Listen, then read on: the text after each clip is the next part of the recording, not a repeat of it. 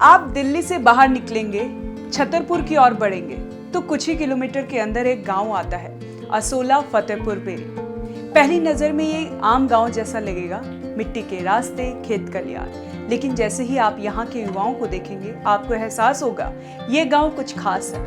ये कोई मामूली गांव नहीं है, इसे कहा जाता है भारत का सबसे ताकतवर गांव, क्योंकि यहाँ हर दूसरा लड़का या तो अखाड़े में पसीना बहा रहा होता है या जिम में वजन उठा रहा होता है। और यही नहीं, दिल्ली एनसीआर के लगभग हर बड़े नाइट क्लब, इवेंट, शादी समारोह या वीआईपी सिक्योरिटी में जो बाउंसर आपको दिखते हैं, उनका ताल्लुक कहीं ना कहीं इसी गांव से होता है। इस ताकत की कहानी शुरू हुई एक ऐसे इंसान से जिसने अपने सपनों को एक नए रास्ते पर मोड़ा।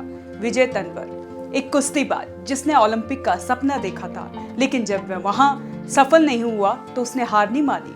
उन्होंने फैसला किया कि अब वो बाउंसर बनेंगे। उनके इस फैसले को लोग पहले मजाक समझते थे, लेकिन विजय की कड़ी मेहनत, सफलता ने गांव के सैकड़ों युवाओं को रास्ता दिखाया।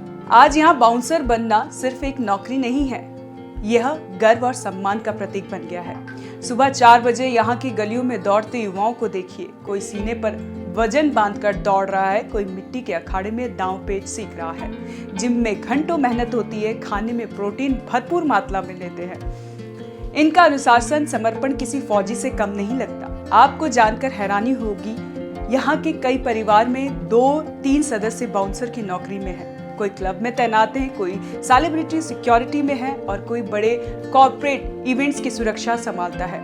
इस गांव ने एक नई पहचान बनाई है, वो पहचान जो खेतों से निकलकर अब मेट्रो सिटीज की चमकती दुनिया में मजबूती से खड़ी है।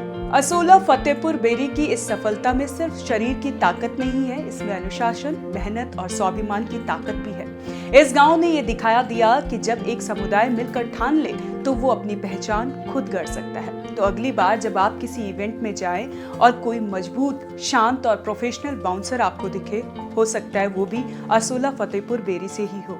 भारत का सबसे ताकतवर गांव, जहां ताकत सिर्फ शरीर में नहीं, सोच में भी है। तो कैसी लगी आपको ये जानकारी, हमें कमेंट कर जरूर बताएं और देखते रहें one nation one group news.